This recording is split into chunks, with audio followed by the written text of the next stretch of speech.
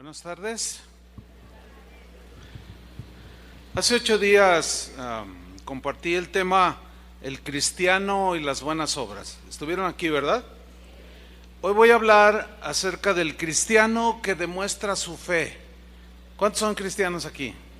Bien, vamos a aprender. Vamos a tomar nuestro versículo de base, Santiago 2, versículo 18, que dice así: pero alguno dirá, tú tienes fe y yo tengo obras. Muéstrame tu fe sin tus obras y yo te mostraré mi fe por mis obras.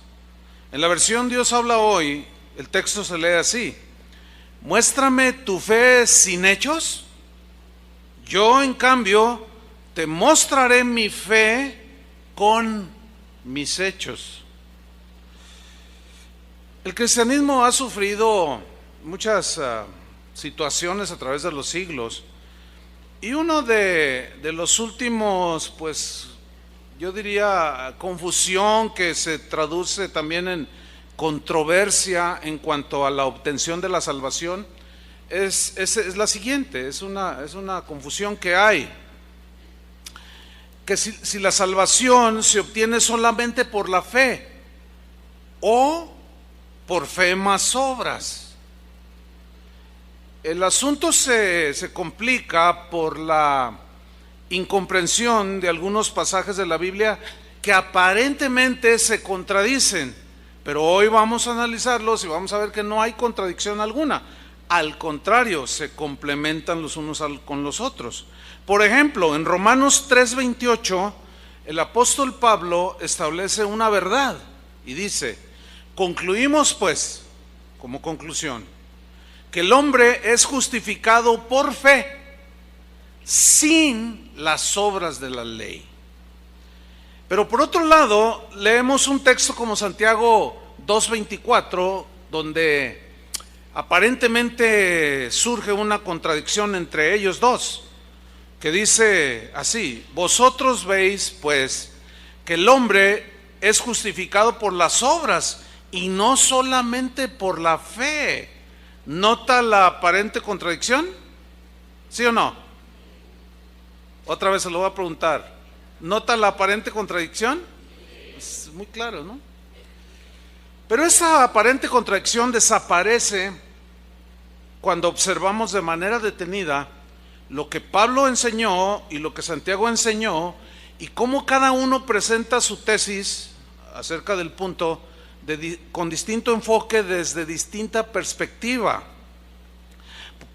En primera instancia, Santiago, él está refutando, derribando un argumento, una creencia equivocada que tenían algunos ya en el tiempo de él, que creían que ellos podían tener fe y eran salvos, y que no había necesidad de demostrar nada con buenas obras. Y por eso les escribe en Santiago 2:17: así también la fe, si no tiene obras, es muerta en sí misma. ¿Sí?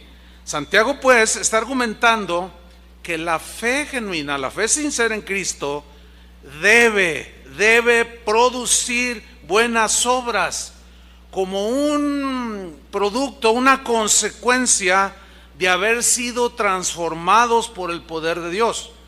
Pablo lo puso de esta manera a los corintios y les dijo: de manera que si alguno está en Cristo, nueva criatura es. Las cosas viejas, las malas obras pecaminosas pasaron y ahora todas son hechas nuevas. Entonces Santiago argumenta ese punto, que las obras son la evidencia de una fe genuina. En Santiago 2:20, Santiago sigue argumentando y dice: mas ¿quieres saber, hombre vano? Tratando de corregir a los que pensaban así. El día de hoy hay cristianos que piensan así, que basta la fe sola y que no es necesario demostrar que son salvos, no es necesario demostrar ninguna buenas obras. Pueden matar, pueden adulterar, pueden hacer todo lo que quieran, nada los separará del amor de Cristo, dicen. Lo mismo sucedía en los tiempos de Jesús, en los tiempos del apóstol Santiago. Pero él establece su tesis y dice: ¿mas quieres saber, hombre vano, que la fe sin obras es muerta? Dice el 21: ¿no fue justificado por las obras Abraham, nuestro padre, cuando ofreció a su hijo Isaac sobre el altar? Aparentemente, Santiago está enseñando que para la salvación es fe más obras buenas, pero no es así. Lo vamos a corroborar, porque en el versículo 22 él dice: ¿no ves que la fe actuó juntamente? Esa frase es fundamental aquí. ¿No ves que la fe accionó juntamente con sus obras? O sea, es inseparable. Sí o sí, aquel que dice que ha creído en Cristo, que es cristiano, nacido de Dios, sí o sí, por naturaleza debe producir buenas obras. ¿Sí? ¿No ves que la fe actuó juntamente con sus obras y que la fe se perfeccionó por las obras? O sea, la fe resultó en todo su concepto bíblico, las buenas obras como evidencia de la salvación, no para ganarse la salvación, sino como la evidencia de que ya eran salvos. Santiago, pues, de ninguna manera está enseñando o diciendo que la justificación es por fe más obras. No, eso no es un concepto bíblico, es mal entendido. No, la justificación no viene por fe más obras, no, sino que cuando una persona cree verdaderamente en Jesús, es justificada por la fe y como consecuencia debe demostrar esa fe con las buenas obras, las buenas acciones en su vida. Porque si una persona asegura ser un cristiano, pero no tiene buenas obras en su vida, lo más seguro es que tiene una fe muerta. Una fe que, bueno, él puede alegar: yo soy salvo, porque se adhirió a algún sistema teológico, aprendió algunas cosas de la Biblia y él asegura ser salvo. Pero si su vida no lo demuestra, es una fe muerta. En Tito 1:16, que no aparece ahí en la pantalla, se lo voy a leer, dice: profesan conocer a Dios, pero con los hechos lo niegan, siendo abominables y rebeldes, reprobados en cuanto a toda buena obra. Fíjate, profesan conocer a Dios, no son ateos, profesan, dicen que tienen fe, pero con sus hechos lo niegan. O sea, su fe las obras no actúan juntamente con la fe, ni la fe de estos produce buenas obras. Se están engañando a ellos mismos. Usted, yo, cualquiera puede abrazar algunos de los distintos sistemas teológicos. Cualquiera de nosotros, porque han surgido varias interpretaciones, todas alegan tener la razón, pero escuche bien cómo lo voy a plantear. Usted puede abrazar cualquier sistema teológico, adherirse a cualquiera de las distintas interpretaciones sobre cómo somos salvos, cualquiera, la que sea. Pero si no demuestra su fe por sus buenas obras, cualquiera que sea, porque hay algunos que dicen que para poder creer en Cristo hay que nacer primero, de nuevo. Bueno, así creen. Está bien, ellos creen así, yo no creo así, no creemos así.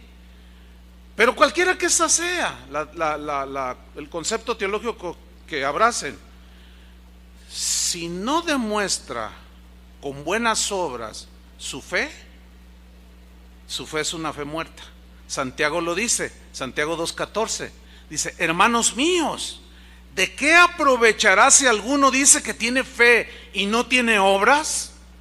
¿Podrá la fe salvarle? Este mismo versículo en la versión al día se lee así: hermanos míos, ¿de qué le sirve a uno alegar que tiene fe si no tiene obras?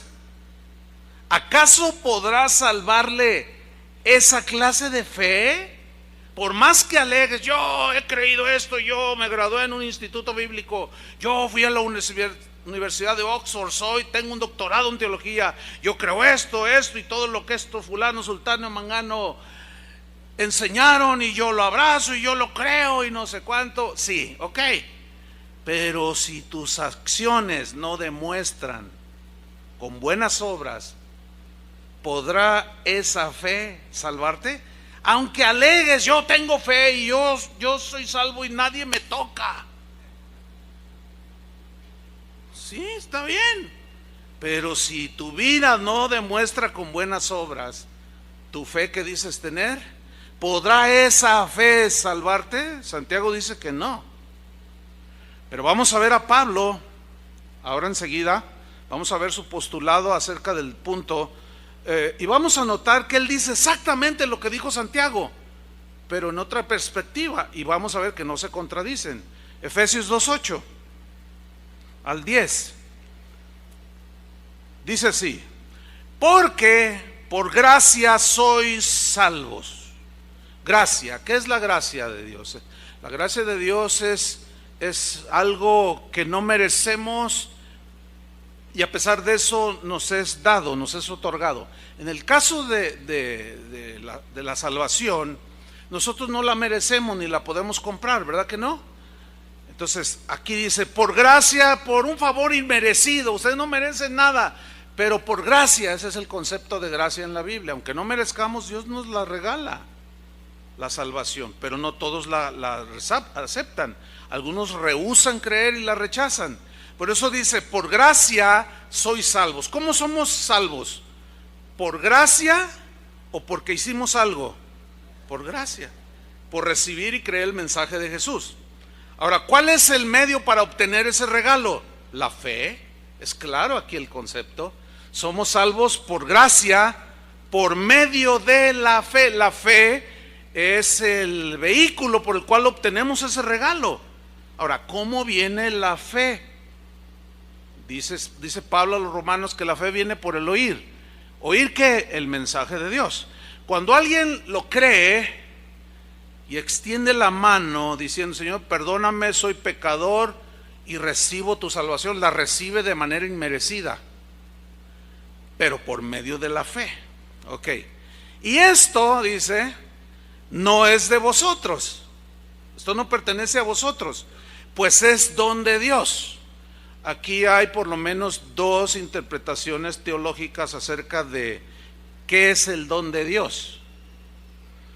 Algunos dicen que el don de Dios es la fe, pero un estudio bien concienzudo de este versículo, no lo vamos a hacer ahora, tal vez después, nos demuestra que el don ahí no es la fe. Porque si la fe fuera un don, un regalo de Dios, entonces ¿por qué el Señor demanda fe? ¿Por qué no tenéis fe? ¿Por qué los regañó y hombres de poca fe? Entonces si fuera la fe un don, ¿les dio poca fe? No. Es que ahí empieza la confusión teológica en el asunto de la salvación. No. Es obvio que el don, el regalo, es la salvación. Por gracia somos salvos por medio de la fe. Esto no de vosotros, pues es don de Dios. El don es el regalo de la salvación. Don significa regalo. Y luego en el versículo 9, Pablo lo deja muy claro. Esa salvación no es por obras, dice, para que nadie se gloríe. Ok, si nosotros leemos hasta el versículo 9, nos vamos a quedar en el concepto de fe y obras incompleto. Porque resulta que inmediatamente después, o sea, en el versículo 10, menciona las buenas obras. ¿Lo leemos, versículo 10? Porque somos hechura suya, creados en Cristo Jesús para buenas obras. Ahí están las buenas obras, ¿sí? Ahora, ¿somos salvos por buenas obras? No, en el versículo 9 dice que no. Entonces las buenas obras, ¿qué significa el versículo 10? Son la evidencia de que somos salvos. ¿Entiende? Para buenas obras, las cuales Dios preparó de antemano para que anduviésemos en ellas. Algunos conceptos teológicos, hay uno en especial que asegura que no se necesita demostrar nada de que somos salvos. O sea, basta con creer, dicen ellos. Y que ese creer, naces de nuevo y nada te separa del amor de Dios.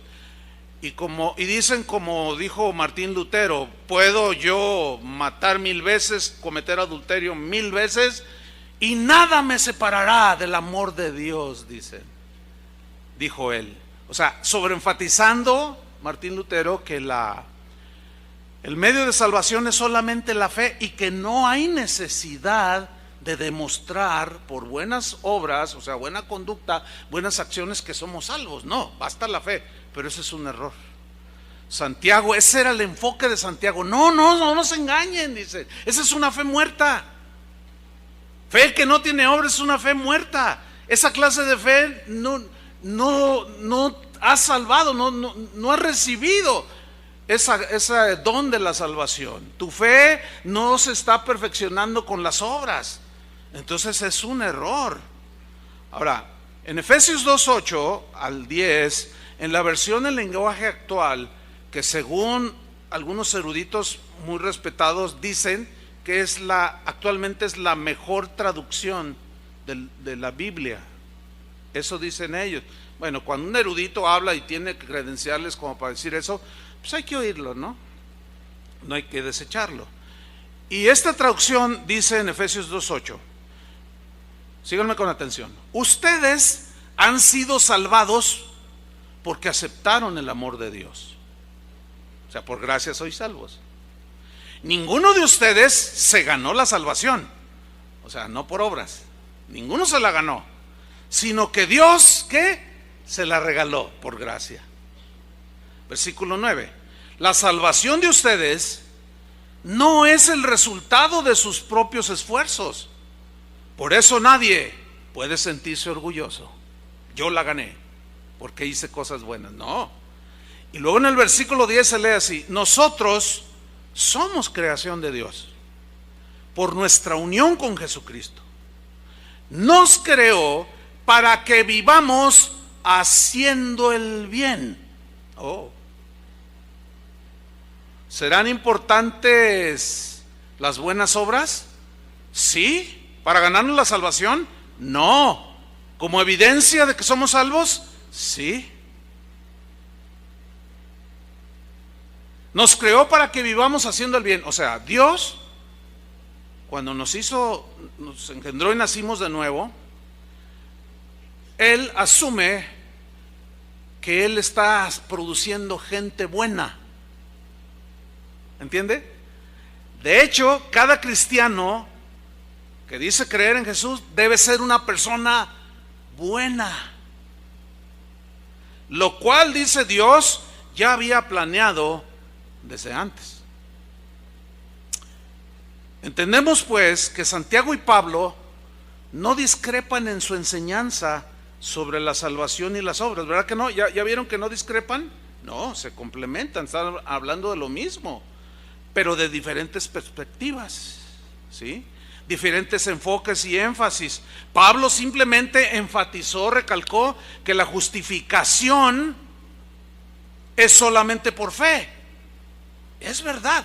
Mientras que Santiago pone énfasis en el resultado de la fe, que son las buenas obras.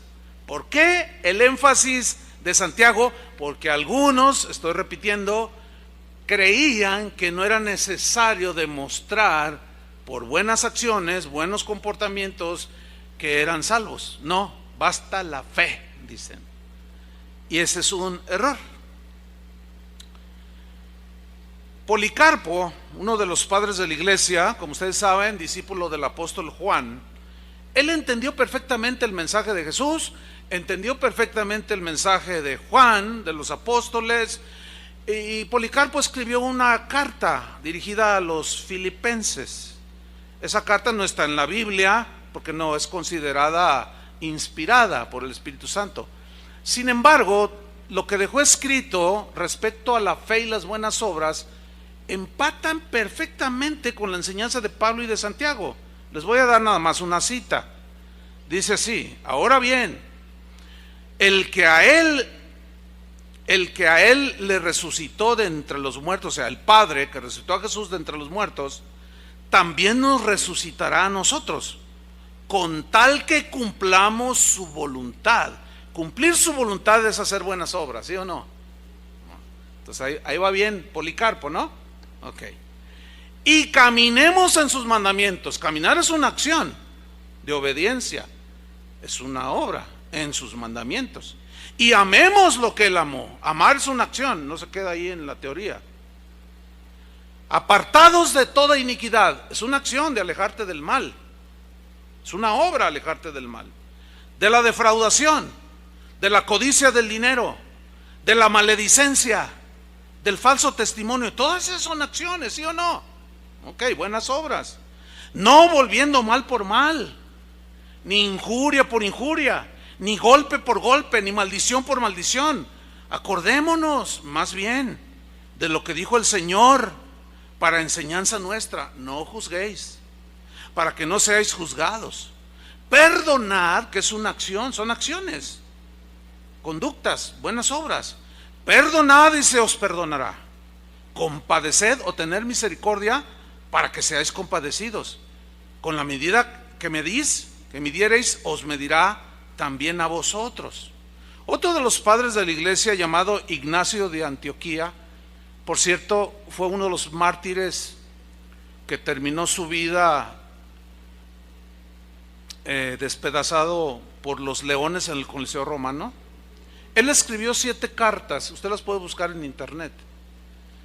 Ignacio de Antioquía se llama. Él era un líder prominente, es uno de los padres de la iglesia.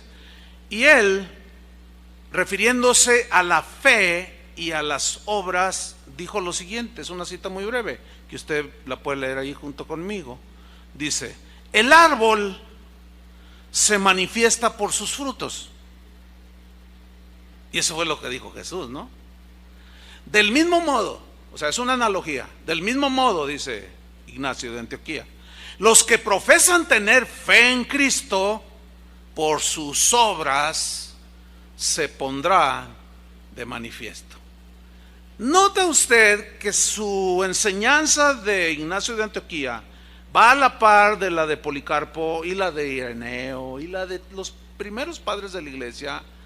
Va a la par de la enseñanza de Santiago, del apóstol Pablo y finalmente de la enseñanza de Jesús. ¿Sí lo alcanza a ver?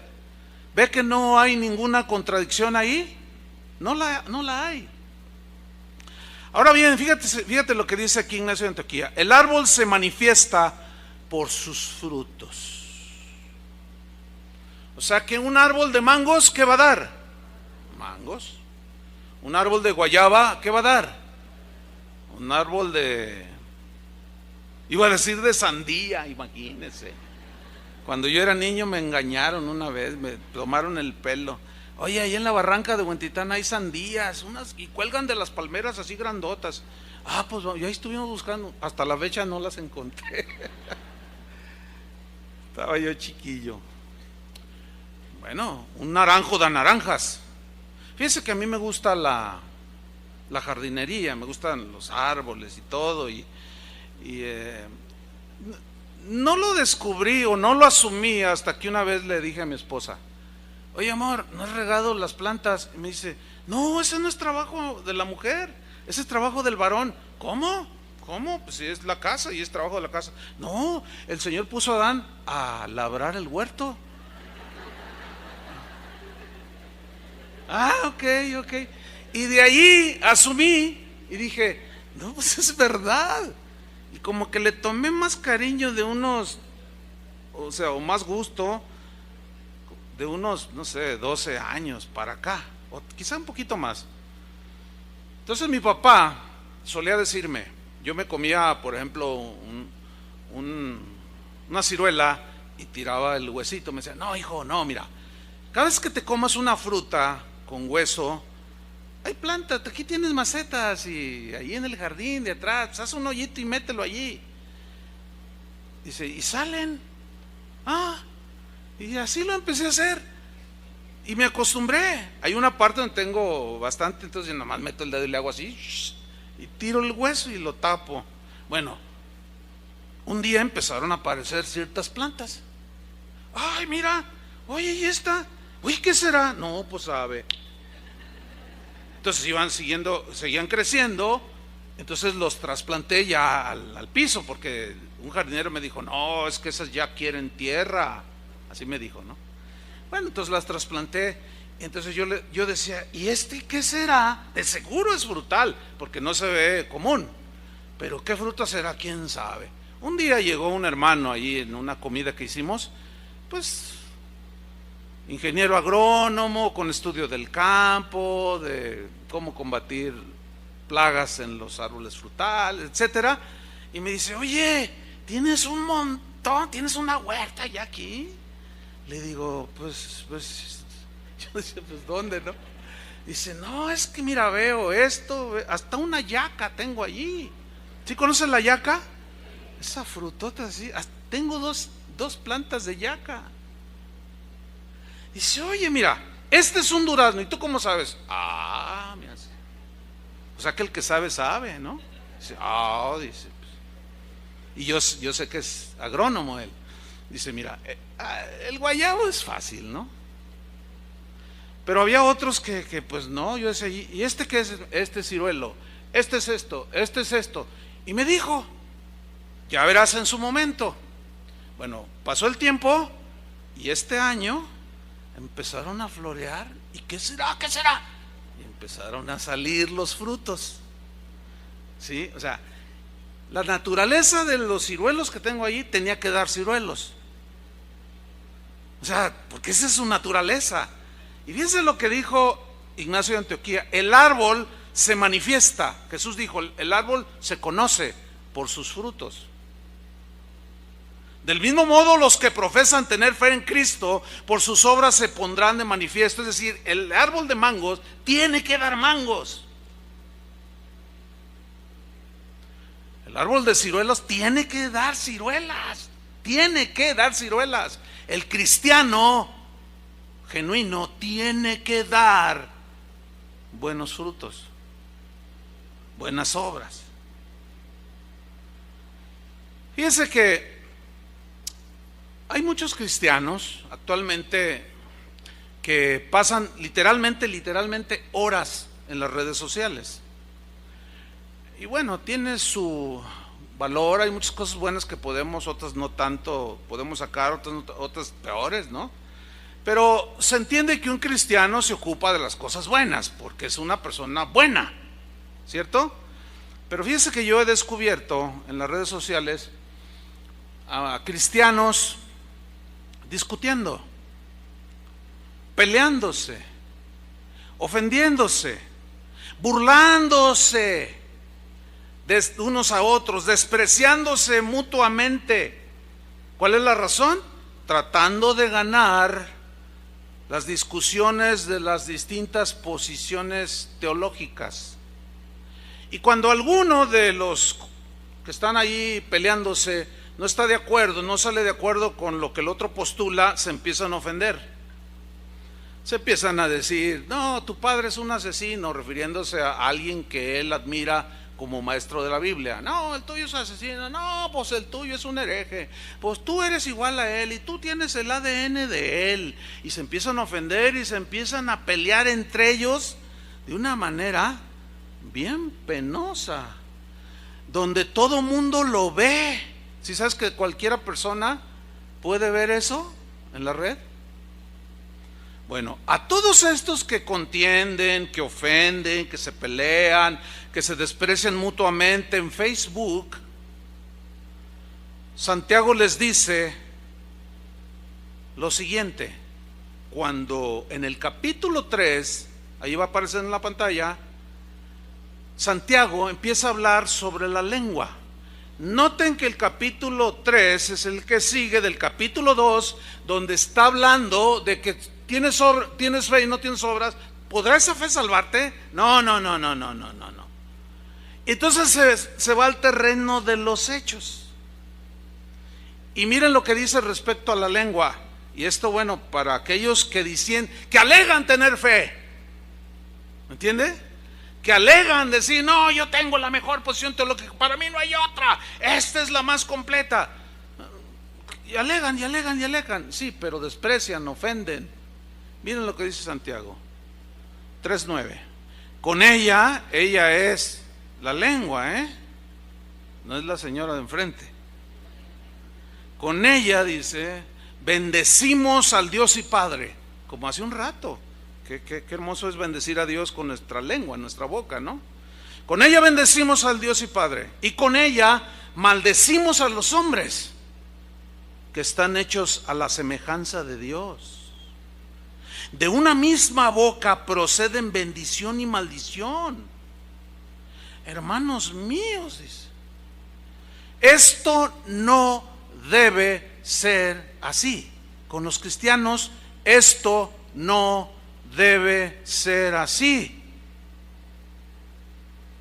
Y luego argumenta Santiago con unas preguntas retóricas cuyas respuestas están implícitas en la misma pregunta. Dice el 11: ¿acaso alguna fuente hecha por una misma abertura agua dulce y amarga? ¿A cuántas de ustedes, señoras, cuando van a lavar los platos y abren la llave, les sale agua de Jamaica o leche? No, o sea, nadie se preocupa. Ay, ¿qué irá a salir? ¿Qué irá a salir? Ay, y el marido dice, a lo mejor te sale agua de maracuyá. No, porque es obvio que está diseñada para que solamente salga agua potable. Bueno, sigue diciendo. ¿Acaso alguna fuente, 11, fue hecha por una misma abertura agua dulce y amarga? Hermanos míos, y hace otra pregunta retórica: ¿puede acaso la higuera producir aceitunas? ¿O la vid higos? Imagínate que florece el durazno y ahí estoy yo, ya voy a tener duraznos. Yo me acuerdo que eran unos de este tamaño, mire, y de repente salen chiles verdes. Pues no, es lo que está diciendo Santiago. Yo hice mi versión. ¿Puede acaso la higuera producir aceitunas? ¿O la vid higos? La respuesta obvia es no. Así también, dice, ninguna fuente, o sea, boca de un cristiano, puede dar agua salada y dulce. Versículo 13.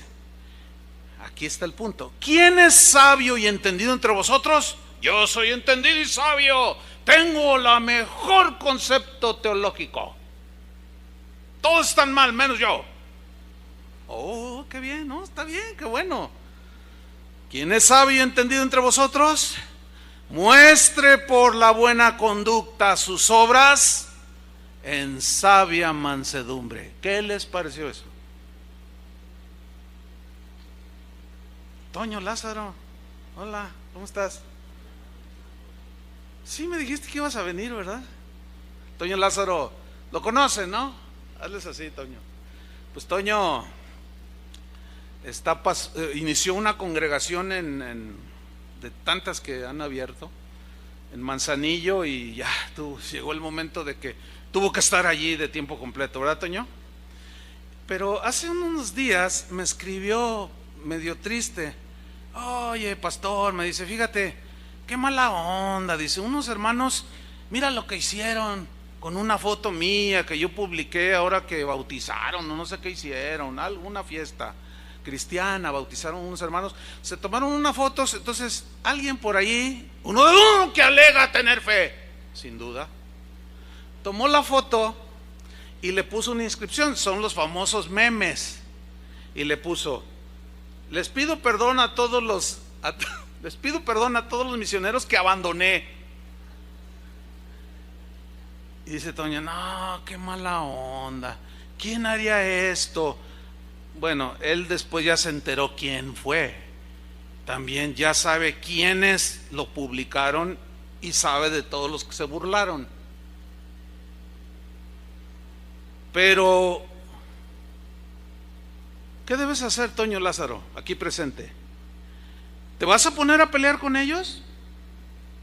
¿También vas a agarrar la foto de ellos y le vas a decir a uno de ellos que tú sabes quién es, pero tú fornicas con tus novias? ¿Verdad que no? No. ¿Por qué? Porque eres cristiano, ¿no? Y tú debes demostrar tu buena conducta, tus obras con sabia mansedumbre. ¿Y cuál fue mi consejo? No pelees, no les contestes. Pero a veces se siente uno así enchilado, como decimos acá, ¿no? Así como que, y dan ganas como que luego agarrar la computadora y ahorita van a ver que arda Troya. ¡Ay! No. ¿Hay algún sabio y entendido entre vosotros? Muestre por la buena conducta sus obras en sabia mansedumbre. Obras, sabia mansedumbre, conducta, fe genuina. No alegues como aquellos que alegan. Y dice Santiago, ¿podrá eso, por más que aleguen, podrá esa fe salvarles? Bueno, Santiago da su veredicto. Dice el versículo 14, pues si tenéis celos amargos y contención, pleito, discusión en vuestro corazón, no os jactéis ni mintáis contra la verdad. ¿Cuál es la verdad aquí? De que tus obras están manifestando que tu fe no sirve. ¿Así? ¿Lo alcanzan a ver? Ahora, si yo les pregunto, ¿cuántos tienen la fe genuina? Les estoy preguntando, ¿cuántos pueden decir yo? Manifiéstalo. ¿Cómo? Con tu conducta, con tus obras, en sabia mansedumbre. Sabia mansedumbre. Porque mira lo que viene a continuación. Dice en el versículo 15, porque esta sabiduría, ¿cuál sabiduría? La que yo tengo fe, conozco los misterios teológicos, todo, pero pelea con todo el mundo, hace de todo, cree que la fe le basta, que no necesita demostrarlo. Y mira lo que dice Santiago, pero esta sabiduría no es la que desciende de lo alto, sino terrenal. Fíjate el veredicto de Santiago. Es terrenal, es animal y no se queda allí, es diabólica. O sea, es diabólico que dos que se dicen cristianos o tres estén peleando en internet. ¿Escucharon eso? Es terrenal, es animal y es diabólico. Porque esa es la naturaleza del diablo. Alega todo lo que quieras de que tienes fe, de que estudiaste en Harvard un doctorado en teología de no sé quién.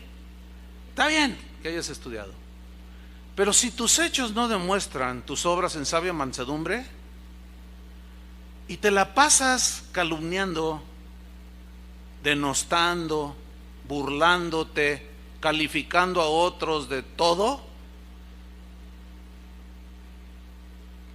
te estás engañando a ti mismo. ¿Podrá esa fe salvarte? Según Santiago y Pablo mismo dice no. Versículo 16, porque donde hay celos y contención, ahí está, donde hay celos, envidias, ¿sí? Y de las celos, las envidias salen ofensas, salen amarguras y provocan contención. Celos y contención, allí dice, allí hay perturbación. Muchos cristianos nuevos, de manera inocente, empiezan a ingresar a esas páginas y ven los pleitos y quieren meter paz. No, hermano, no debemos de pelearnos. Quítate tú, débil en la fe. Salte de aquí, estos debates no son para ti, estos son para gente de altura. Uy, cuánta. Dice, ahí donde hay todo eso, hay perturbación y toda obra perversa. Bueno, y Santiago no termina ahí con el tema, remata en el capítulo 4, versículo 17, que no está ahí, me faltó incluirlo, pero yo se los voy a leer. Santiago 4, 17. Mira lo que dice: y al que sabe hacer lo bueno y no lo hace, le es pecado. Ahora, se entiende que el cristiano sabe hacer lo bueno, ¿sí o no? Le está hablando a los cristianos. Y el que sabe hacer lo bueno y no lo hace, le es pecado. ¿Qué es lo bueno? ¿Echarle leña al fuego? No, de la contienda, del pleito. Y yo también sé algo, pero te lo mando por inbox. Y yo sé, para acá en el muro, acá privado, te lo mando para que también lo publiques y lo saques. Y lo que es peor todavía, algunos, creo que algunos son inocentes, no se dan cuenta, se involucran, se dejan llevar por la sabiduría animal y diabólica y son arrastrados y le ponen me gusta. Y ya se involucraron, porque Pablo le dice a Timoteo: no te involucres en pecados ajenos. Así dice, ¿no? No participes en pecados ajenos. ¿Qué es participar de un pecado ajeno? Ver que el hermano está pecando y tú lo toleras, no le dices nada porque es tu amigote, es mi amiguísima, y no le digo nada porque pues sí tiene razón en lo que alega ahí en internet. No, hermanos, no participen de las malas obras de otro, sino reprenderlas, o sea, llevarlas a la conciencia.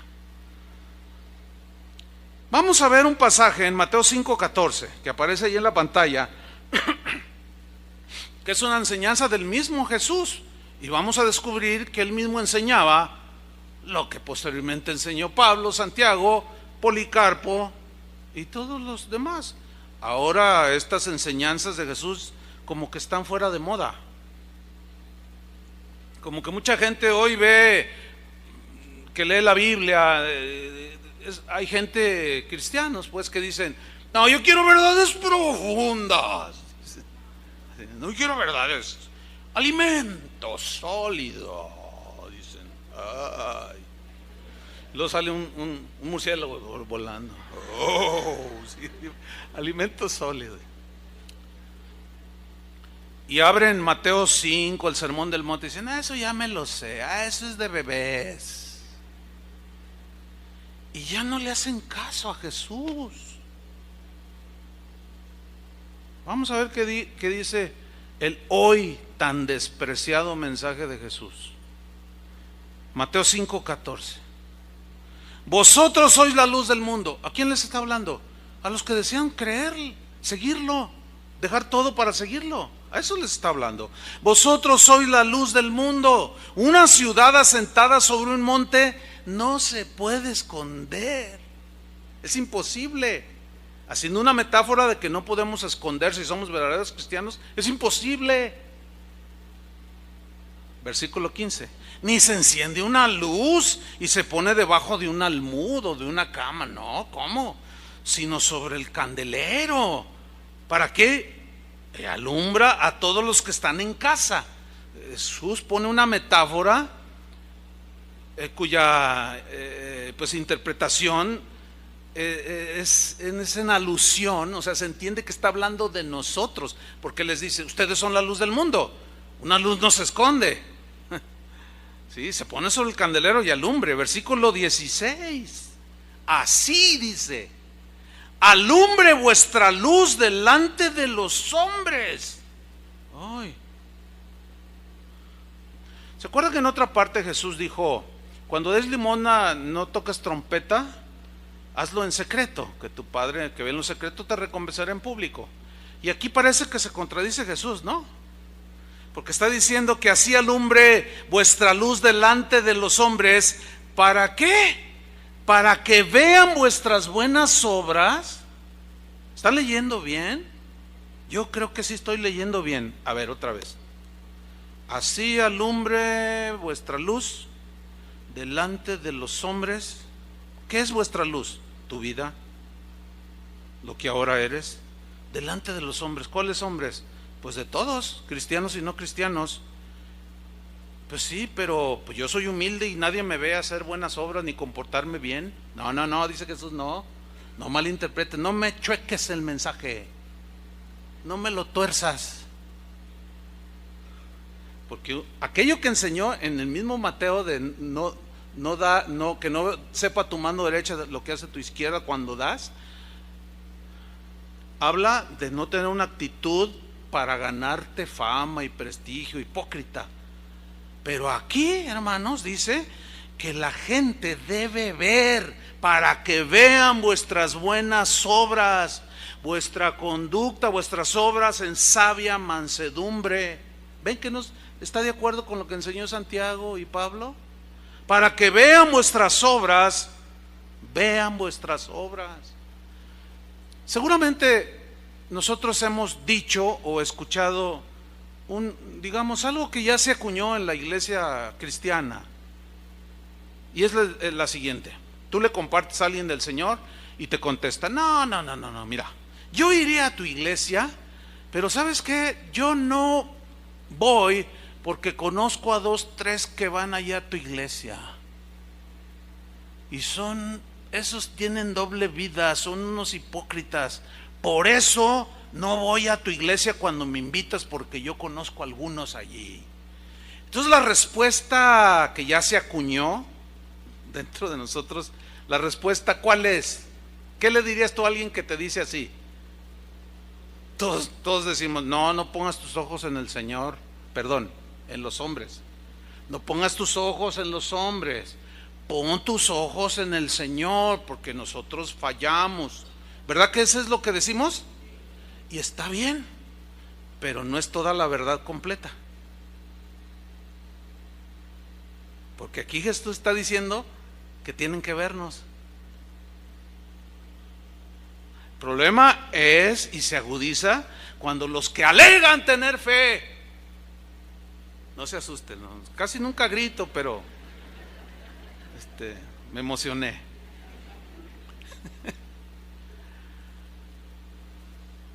Pero los que alegan tener fe no viven de acuerdo a lo que dicen que creen. Y el vecino se da cuenta que le dices unas palabrotas a tu esposa, y otro se da cuenta que 2, 3 moquetes también, y qué sé yo más. Entonces alguien les sabe, dice, no, mira, mi vecino va allí contigo, yo lo conozco. Entonces, ahí se complica el asunto, hermanos. Y Santiago nos desengaña. No, espérame. ¿Podrá esa fe salvarte? No te engañes. Esto es confrontativo, ¿a poco no? Y más que aclaratorio. Para todos. Todos estamos incluidos ahí. Así dice, alumbre vuestra luz delante de los hombres. Pablo nunca dijo, cuando él sabía que había malos testimonios, y él nunca dijo totalmente, vean a Cristo. Sí, les presentó a Cristo, predicó el evangelio de Cristo y lo ponía como el centro, como hace rato cantábamos, tú lo llenas todo, así lo ponía. Pero también decía, si alguno no te satisface su conducta, mírame a mí. Así dijo. Todo lo que oísteis, visteis, que yo hice y dije, háganlo, imítenme a mí. Ay, Dios. ¿Sería que él era perfecto? No era un hombre perfecto, fallaba. Ningún cristiano, por más deseoso también de hacer las cosas bien, es perfecto. Están conscientes con eso, ¿no? Cometemos errores, pero no es una constante, ¿entienden? Una constante a cada rato, y yo puedo matar 1000 veces, y puedo irme con mujeres 1000 veces al día, y nadie me separará del amor de Dios. ¿De verdad crees eso? ¿De verdad crees eso? No te engañes. Eso es literalmente imposible. No, la gente nos ve, la gente nos va a ver y nos seguirá viendo. Y es mal testimonio cuando alguien viene y se pone en la cochera de los vecinos. Qué pena. Ayer, en la mañana pasó y el hombre vino bien molesto. Dentro de su enojo mostró más templanza que algunos cristianos. Por favor. El asunto es que ayer le pasó lo mismo. El mismo vecino. Por favor.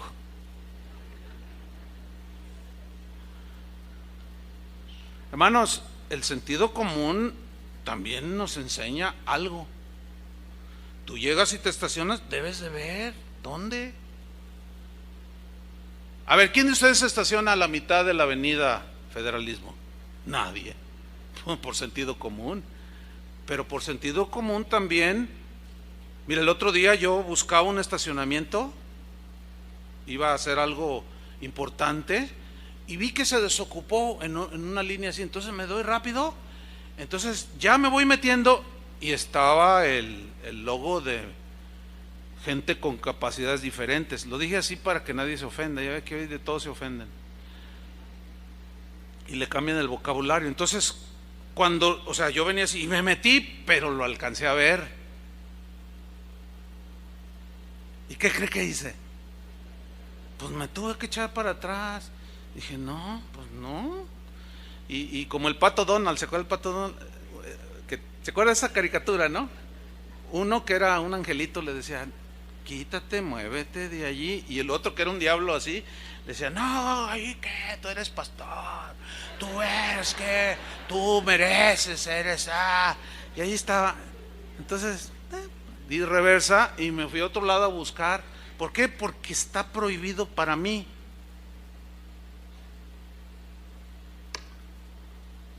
Imagínate que me quedo allí y resulta que un hermano trabaja en multar a los que violan. Entonces llego yo y dice, pastor, ¿este es su auto? ¿Qué le digo?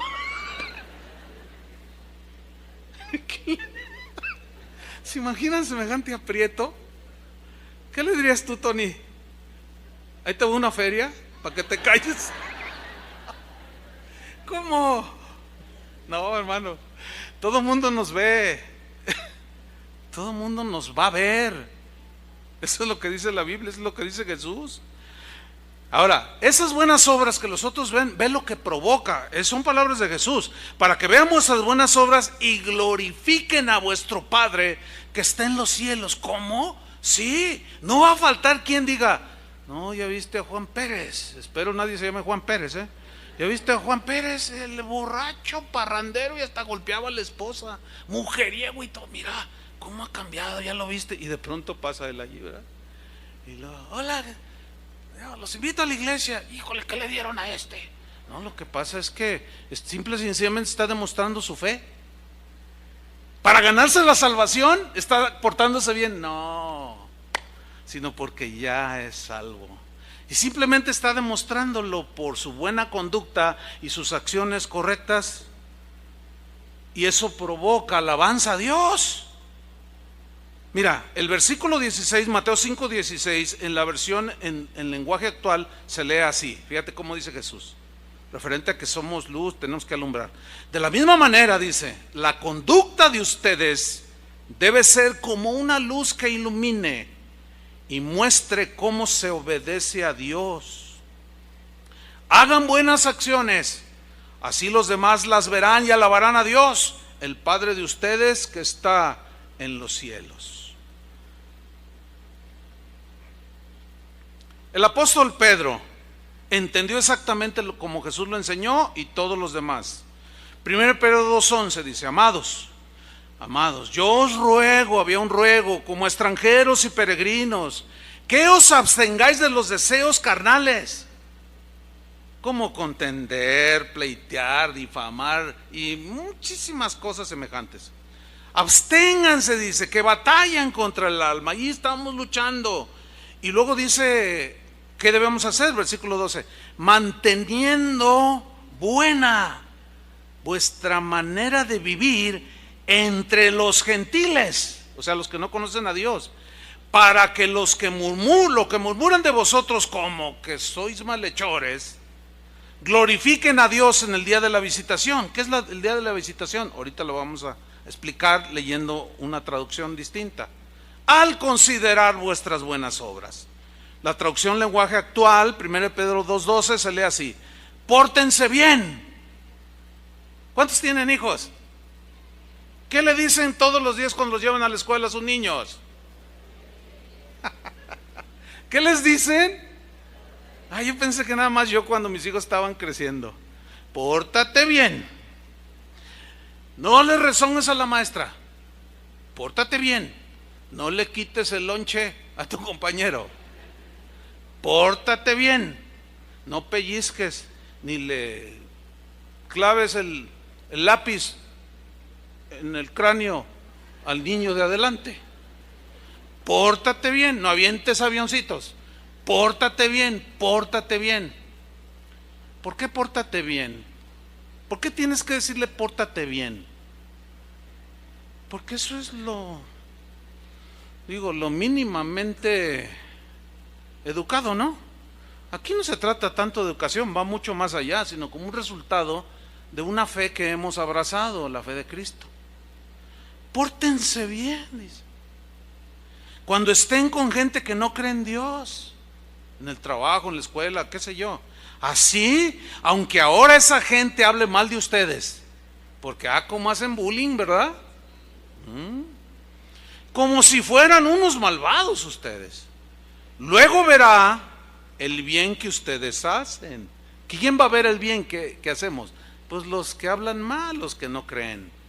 Y alabarán a Dios en el día de la visitación, en el día en que Él les pida cuenta a todos. Tomen en cuenta esta traducción cuando veamos el último pasaje, que ya en unos minutos más voy a compartirlos acerca de lo que dijo Jesús. Pero acercándonos al final de la enseñanza, hay una parábola que se conoce como la parábola del buen samaritano. La habrá leído alguna ocasión, ¿no? Tiene muchas lecciones. Vamos a ver qué podemos aprender. Lucas 10:25, palabras de Jesús. ¿Qué sucede? Dice que aquí he aquí un intérprete de la ley se levantó y le dijo. Bueno, un intérprete de la ley. ¿Quién era una persona así? Pues era un hombre que había estudiado con los mejores rabinos, que había ido a las mejores escuelas de la ley, que había sido adoctrinado, enseñado para prepararlo para ser, cuando fuera adulto, un excelente intérprete de la ley de Moisés. O sea, vamos a decirlo claramente, era un erudito en la ley. Sabía todo, no se le iba nada. Se sabía toda la ley. Y se levantó y dijo, para probarle, allí ya con toda su sabiduría, él alegaba tener fe, pero su corazón no era recto. Qué distinto es, ¿no? Una cosa es saber y otra cosa es que el corazón se esté transformado. Y le dice para probarlo, maestro, y miren lo que dice al preguntarle, ¿haciendo qué cosa heredaré la vida eterna? Yo quiero subrayar el verbo hacer. ¿Haciendo qué cosa? ¿Por qué le dijo, qué tengo que hacer? Porque los judíos creían que haciendo las buenas obras de la ley podían ganarse la salvación. Y Pablo dice que no, y Santiago también dice que no, que la evidencia que si realmente usted ha creído, señor intérprete de la ley, es lo que haces. Tienes mucho conocimiento, alegas que tienes fe. Entonces, ¿qué cosas haré para heredar la vida eterna? Él le dijo, Jesús le dice, ¿qué está escrito en la ley? Y luego se puso, ¿no?, en posición. Fíjese que los judíos cuando recitan la Torá se ponen en una actitud así muy reverente, muy bien, ¿no? Y le dice, ¿qué está escrito en la ley? Oh, mi materia. ¿Entiende? Es mi mero mole. Si fuera un intérprete de la ley mexicano, diría, mi mero mole. De esto pregúntame lo que quieras, yo me la sé toda. Tengo todo el conocimiento. ¿qué está escrito en la ley? Y luego le pregunta una segunda vez el Señor, ¿cómo lees? Esa frase significa, cuando la lees, ¿cómo la entiendes? Eso significa, ¿qué está escrito en la ley? Cuando la lees, ¿qué entiendes cuando la lees? Dice el versículo 27, aquel respondiendo y tomando su posición, acomodándose su talid y todas sus vestimentas y todo, porque así eran, dijo, amarás al Señor tu Dios con todo tu corazón y con toda tu alma y con todas tus fuerzas y con toda tu mente, y a tu prójimo como a ti mismo. Y le responde Jesús, bien has respondido. Y el otro, pues claro, yo tengo el mejor sistema teológico, pues claro, yo me la sé de todas. Pero luego Jesús le dice, ahora yo quiero subrayar lo siguiente, Jesús le dice, bien has respondido, o sea, ¿tenía una interpretación de la ley correcta? ¿Sí o no? Sí. Jesús le dijo, bien has respondido, pero luego le dice, haz esto y vivirás. Pregunta, ¿le está diciendo que por hacer buenas obras se va a ganar la salvación? No se confunda. Está diciendo exactamente lo mismo que Santiago argumentó. Si dices que crees y que amas al Señor y que Él es todo para ti, que con todo tu corazón, todas tus fuerzas, y a tu prójimo como a ti mismo, demuéstralo. Hazlo. Entonces me doy cuenta y vas a dar cuenta. Hazlo. Demuéstralo. Y vivirás. Ese es el complemento. No para ganarte la salvación, sino porque verdaderamente amas al Señor con todo tu corazón. Pero lo tienes que demostrar. Pero como todo buen alegador, que le gustan los debates, que estudia la retórica, que estudia la lógica y todos los argumentos para debatir y que no te dejen callado, tienes que buscar. Conoce gente así que tú le dices algo, mira, aquí la Biblia dice el Señor, no, bueno, ahí dice, pero luego te empiezan a... O sea, nunca pierden una. Todo, le dan respuesta a todo. Mira, esa mosca se murió. Probablemente se murió de 3 cosas. Número 1, y empiezan con su rollo. Y miren cómo dice este hombre. Pero él, queriendo justificarse a sí mismo, empezó a alegar con Jesús. Le dijo a Jesús, ¿y quién es mi prójimo?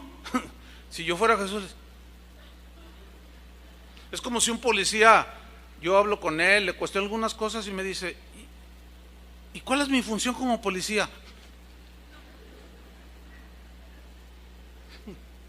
Entonces dice, ¿y quién es mi prójimo? A ver, ¿qué no acabas de dar el primero y más grande mandamiento y el segundo es semejante? ¿Cómo que quién es tu prójimo? ¿Se dan cuenta de lo vano, de lo irrespetuoso que es rechazar el mensaje de Jesús? Tan sencillo. Alguien dijo, hace muchos años leí una frase cortita, se me quedó de todo el libro que leí. Decía, Dios hizo el evangelio hermoso y sencillo, pero vino el diablo y lo sistematizó. Y sí es cierto, hoy es tan complicado. Nos la complican tanto los teólogos para llevarle a la salvación a la gente, que si esto, que no puedes creer, que sí puedes creer, que no sé cuánto. Es un rollote impresionante. Y hemos complicado aquello que es tan sencillo. ¿Tú crees? Sí. Alega todo lo que quieras. Pero no veo por dónde. Tus obras gritan más de lo que tú dices saber. Lo que haces gritan más. Entonces le dice Jesús, respondiendo Jesús dijo, y le cuento una historia tremenda. Un hombre descendía de Jerusalén a Jericó y cayó en manos de ladrones. Siempre han existido. Los cuales le despojaron e hiriéndole se fueron, dejándole, mire cómo lo dejaron, hermano, medio muerto. O sea que lo golpearon con una hazaña, quizás hasta un puñal le enterraron. No lo sé. Pero así son los ladrones, violentos. Ahora hasta violan a las mujeres cuando las asaltan. Y lo dejaron medio muerto. Versículo 31. Aconteció que descendió un sacerdote por aquel camino y viéndole, ¿qué hizo? Pasó de largo. Un sacerdote. ¿Quién era un sacerdote? Un sacerdote en el Antiguo Testamento era el que oficiaba en la presencia de Dios. Ofrecía incienso, hacía las labores de un sacerdote, y entre otras era enseñarles la palabra de Dios. Y cuando les leía el más grande mandamiento: oh Israel, el Señor vuestro Dios es uno, y amarás al Señor tu Dios. Y todos: amarás al Señor tu Dios con toda tu mente. Y ahí estaba el sacerdote: con todas tus fuerzas. Pero pasó de largo, lo ignoró, no tuvo el mínimo sentimiento, con una insensibilidad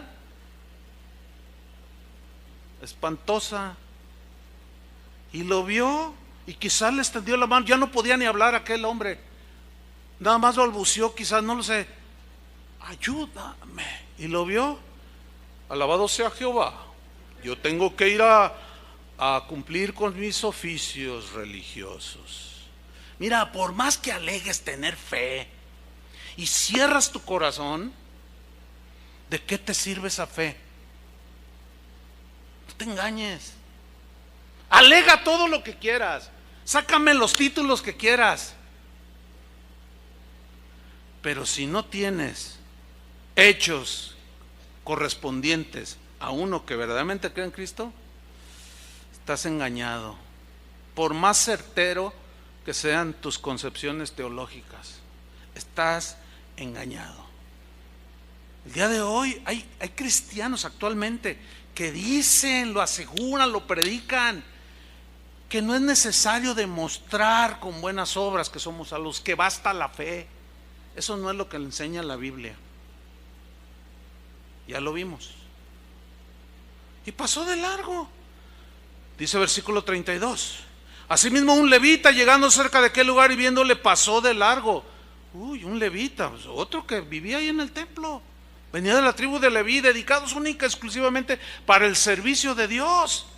Conocía la Torá, conocía la palabra de Dios, la ley, pero también lo miró y de una manera insensible no le importó. Y pasó de largo. Dice el versículo 33, pero, le dice Jesús, un samaritano iba de camino. Un samaritano. ¿Quiénes eran los samaritanos? Miren, en aquellos tiempos ya existía, en los tiempos de Jesús ya estaba la región de Samaria, Judea, etcétera, Galilea, Judea. Samaria era poblado por gente, judíos que se habían mezclado con otras razas. Cuando Dios les había dicho que no, ellos habían desobedecido. No eran ateos, ellos seguían creyendo en Dios, pero habían desobedecido y se habían mezclado. Y los judíos de raza, de pura cepa, celosos de Dios y que desean amar a Dios con toda su mente y corazón, los despreciaban a los samaritanos, los descalificaban y les decían de manera muy ofensiva: perros.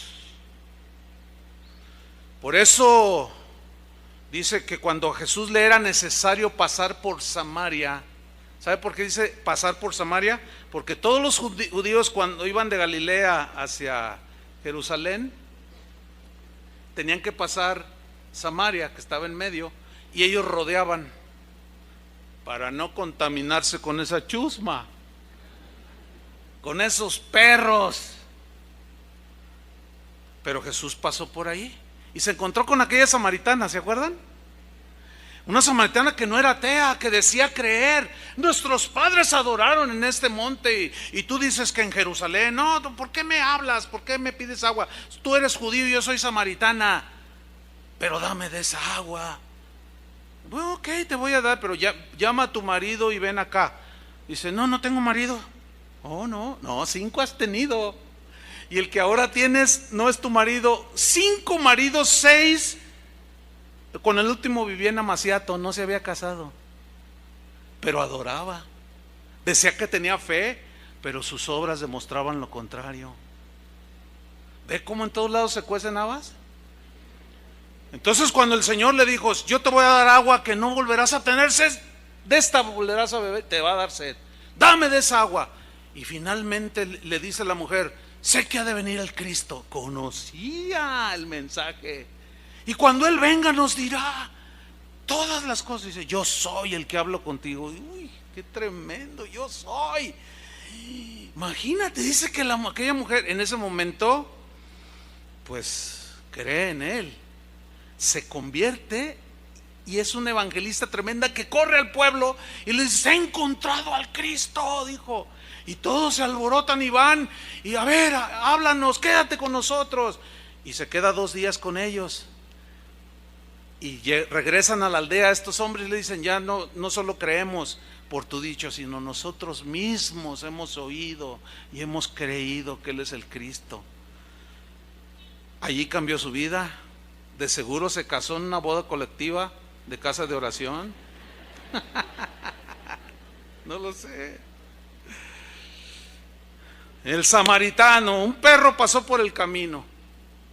Se podría leer así en la versión judía, pero sigamos leyendo.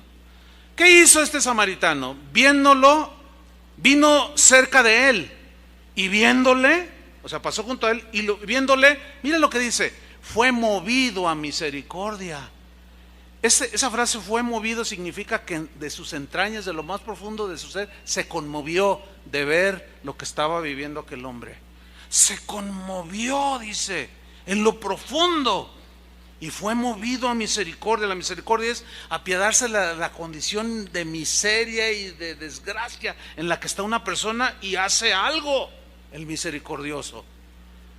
¿Y qué hizo? No se quedó en un puro sentimiento, se tradujo, porque era un creyente, los samaritanos no eran ateos.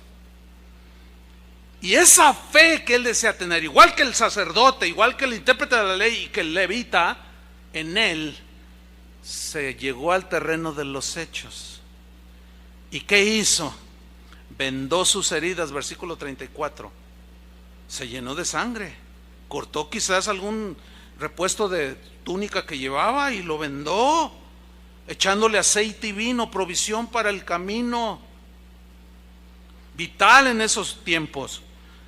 Y utilizó su fuerza, lo puso en su cabalgadura. Podía haber sido un caballo, un burro, qué sé yo. Si hubiera sido un camello, más difícil, es más alto un camello. Lo cargó. ¿Notan cómo está cumpliendo todo? Amarás al Señor tu Dios con toda tu mente, todo tu corazón, todas tus fuerzas. Ahí está todo. Y lo llevó al mesón. Todavía se tomó el tiempo. Y cuidó de él. Otro día al partir, quiere decir que se quedó toda la noche velándolo allí. Otro día al partir sacó 2 denarios, su dinero, y lo dio al mesonero y le dijo, cuidádmele, y todo lo que gastes de más yo te lo pagaré cuando regrese. Note el compromiso y cómo había entendido perfectamente este perro, este hereje, todo lo que se dice. Note que él estaba demostrando su fe por sus obras. ¿Sí lo alcanza a ver? Es exactamente el mismo mensaje de Santiago.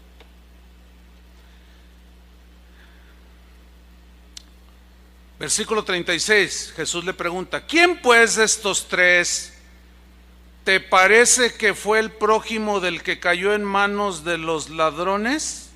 Mire, no dijo el samaritano, dijo, no le quedó otra, pero lo dijo de otra manera.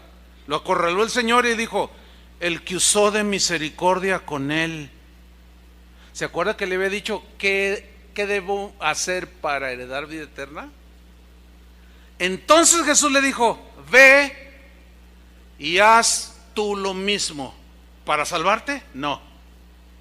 Para demostrar que aunque seas intérprete de la ley, por más que me alegues, me vas a tener que demostrar que en verdad crees en mí.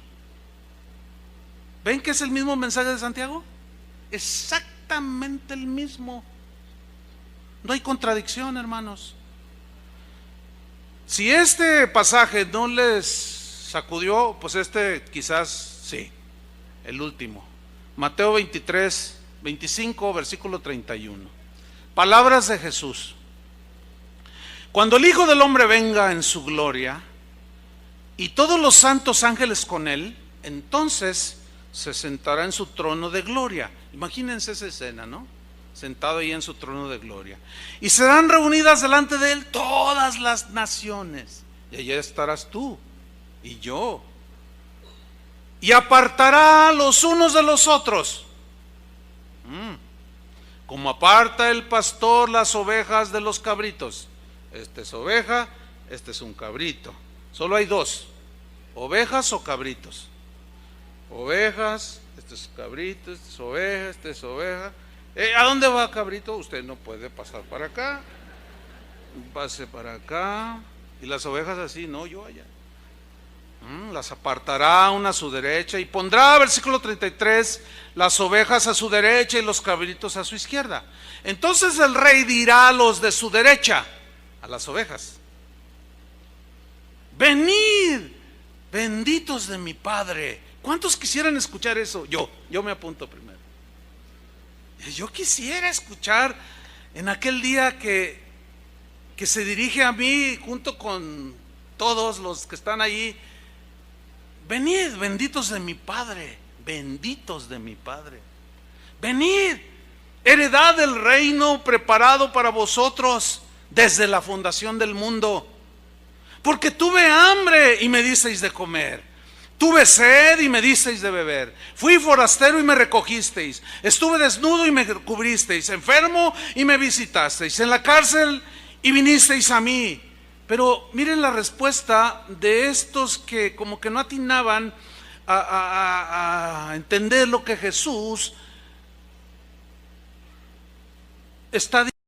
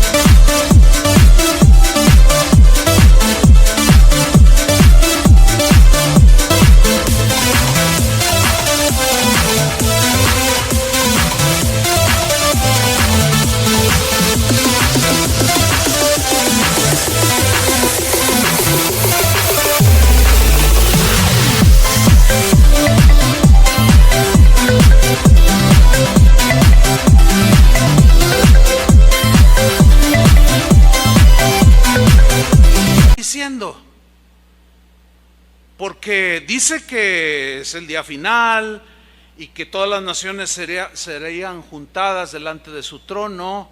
Incluye los primeros cristianos del primer siglo hasta la fecha y lo que reste. Pero yo les pregunto, los primeros cristianos vieron a Jesús de manera personal, pero nosotros no, ¿verdad? Entonces se entiende que la gran mayoría que no vieron en persona a Jesús, mira lo que le respondieron: Señor, ¿cuándo te vimos hambriento? Así como que, no, si cuando estuve hambriento me diste de comer, cuando tuve sed me diste de beber. ¿Cuándo te vimos hambriento? ¿Y te sustentamos? Porque está en interrogación, es una pregunta. ¿O sediento?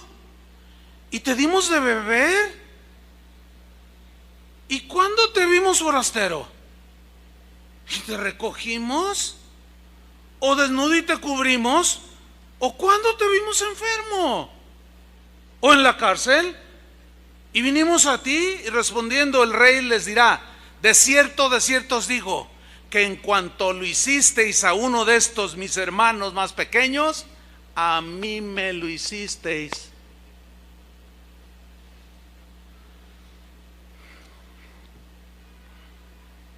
Ahí está. ¿Se acuerdan cuando Pablo fue interceptado por la gloria de Jesús y él cayó al piso y él, Señor, y Jesús le dice, lo primero que le dijo Jesús: Saulo, Saulo, ¿por qué me persigues? A ti no, a todo el montón de aleluyas, pero a ti no, no, espérame, fíjate cómo ve Jesús, y esto está de acuerdo con lo que él le dijo a Pablo: ¿por qué me persigues? En otras palabras, escúchame bien, toda ofensa que tú le des o yo a un prójimo, se la estás haciendo a Jesús. Todo desprecio, calumnia que hagamos contra un prójimo, se lo estamos haciendo a Jesús. ¿Están entendiendo?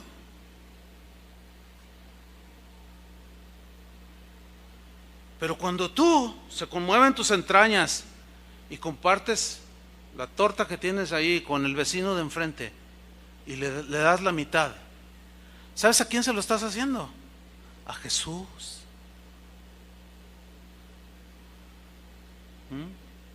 Entonces las buenas obras, hermanos, no son para ganarnos la salvación, tampoco son para preservar nuestra salvación, como algunos, como este intérprete de la ley, alegan.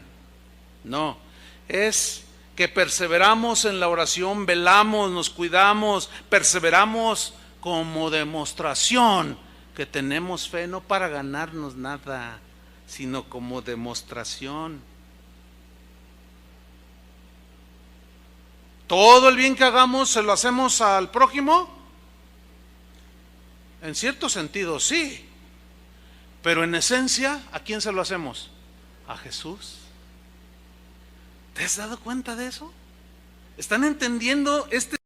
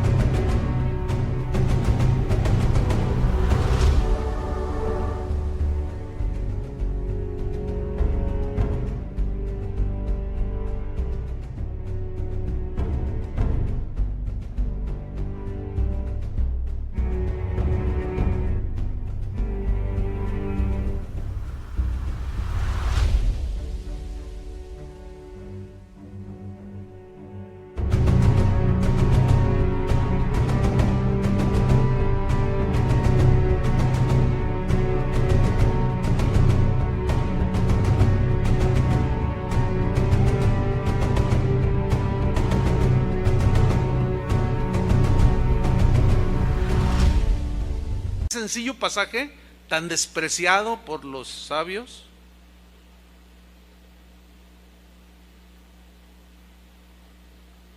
Ese kilo de azúcar que trajiste la semana pasada y que fue depositado en alguna familia, se lo hiciste a Jesús, ¿verdad que sí? Los maestros de los niños que están cuidando a tus niños ahorita se los hicieron a Jesús. El grupo de evangelismo que va y se mete ahí entre semana, aquí entre las vías, para ir con todos los inmigrantes que vienen de Honduras, de Nicaragua, que tienen mucha hambre y a veces todos mojados, y que van y les: toma este suéter, toma estos pantalones, cámbiate estos zapatos, y les dan de comer y les predican la palabra de Dios.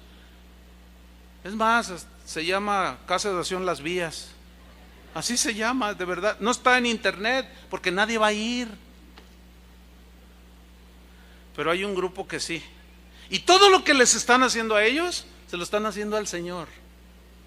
Y cuando van a ver a los viejitos y a los huérfanos, y cómo los bañan a las viejitas y las limpian su carita, está la viejita, y ahí están algunos jóvenes de aquí limpiándolas. ¿Se lo están haciendo a quién? A Jesús. Quisiera que la historia terminara aquí, pero no. Dice el versículo 41: entonces dirá también a los de la izquierda, a los que alegaron que creían todo, que no eran ateos. El 2% del mundo es ateo solamente, son poquitos. Entonces dirá también a los de la izquierda: ay Dios, yo no quisiera escuchar esto. Apartaos de mí, malditos. Ay no, hasta me da escalofrío. ¿A ustedes también? A mí sí. Yo no quisiera escuchar eso el día final, hermano, de verdad. No.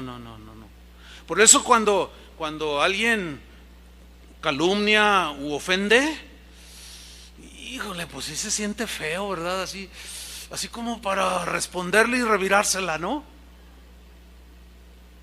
Pero trae a memoria estos pasajes, que si yo o tú lo hacemos, se lo estamos haciendo al Señor. Y te vas a detener. Esto es lo que infunde el temor en el corazón de un cristiano, temor en su palabra. No, yo no voy a hacerlo. Me van a hacer un meme que diga, así como el que le hicieron a Toño Lázaro, pero mírenlo aquí tranquilito con su esposa, como siempre han sido, tranquilos, sirven al Señor. ¿Tienes amargura en tu corazón? No, tranquilo. Porque Él quiere escuchar: bendito de mi Padre, ¿verdad? Pero aquí les dice a los de la izquierda: apartaos de mí, malditos, al fuego eterno preparado para el diablo y sus ángeles, porque tuve hambre y no me disteis de comer, tuve sed y no me disteis de beber, fui forastero y no me recogisteis. Noten que el argumento de Jesús les está reprochando. Dicen tener fe pero no tienen obras. Es el mismo argumento de Santiago. Tuve sed, no me disteis de beber. Fui forastero, no me recogisteis. Estuve desnudo, no me cubristeis. Estuve enfermo, no hiciste nada, pasaste de largo. En la cárcel, no me visitasteis. Entonces también ellos le responderán diciendo, como los primeros, así como: no entiendo, Señor, ¿cuándo te vimos hambriento? Porque si tuviéramos hambriento, visto te damos. Dice: ¿cuándo te vimos hambriento? ¿Sediento? ¿Cuándo te vimos forastero? ¿Cuándo te vimos desnudo? ¿Cuándo te vimos enfermo en la cárcel y no te servimos? Entonces le responderá diciendo: de cierto os digo, que en cuanto no lo hicisteis a uno de estos más pequeños, tampoco a mí me lo hicisteis. E irán estos al castigo eterno, a los que tenían fe y lo demostraron, y los justos, intercalé allí mal, e irán esos al castigo eterno, o sea, los que decían tener fe pero no lo demostraron, y los justos a la vida eterna, que tenían fe y lo demostraron con sus obras. Conclusión: a los que demostraron su fe por sus obras, Jesús los llamó justos. A los que decían tener fe pero se olvidaron de demostrarla con sus obras, les dijo: malditos. Solo hay dos grupos y habrá en aquel día. ¿De cuál eres tú? Del Señor. Demostrémoslo. Amén. Oremos. Señor, te damos muchas gracias. Gracias por tu palabra, Señor. Gracias porque tú nos enseñas. El Maestro es el Espíritu de Dios. Gracias, Señor, porque se nos aclara las aparentes contradicciones. Muchos dicen muchas cosas, pero tú dices otra. Nosotros nos quedamos con lo que tu palabra de Dios dice. Tu palabra de Dios dice que si tenemos fe, debe haber una evidencia. Vida transformada, obras distintas, ya no pleitos, no contiendas, no difamaciones, no calumnias. Sabemos que nadie somos perfectos, pero tenemos temor de ofenderte, Señor. Y queremos demostrar con sabia mansedumbre nuestras obras. Si nos maldicen, les bendecimos. Si nos calumnian, oramos por ellos. Si nos ofenden, perdonamos.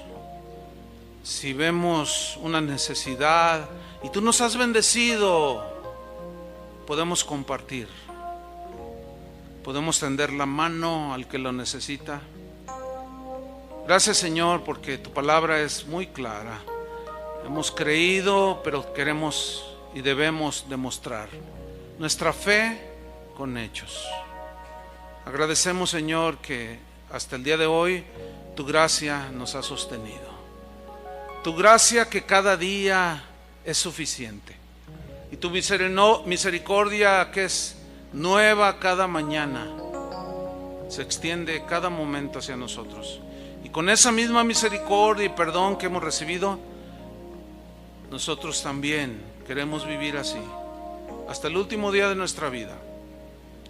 Perseveramos no para preservar la salvación y ganárnosla, no, sino como una evidencia de que hemos creído verdaderamente en ti. En el nombre de Jesucristo te damos las gracias, Señor. Úsanos, porque tu mensaje fue claro y tendremos una oportunidad de que lo que hacemos con el prójimo lo hacemos también a ti, Señor. Te agradecemos tu palabra en el nombre de Jesús. Amén. Que Dios los bendiga, hermanos.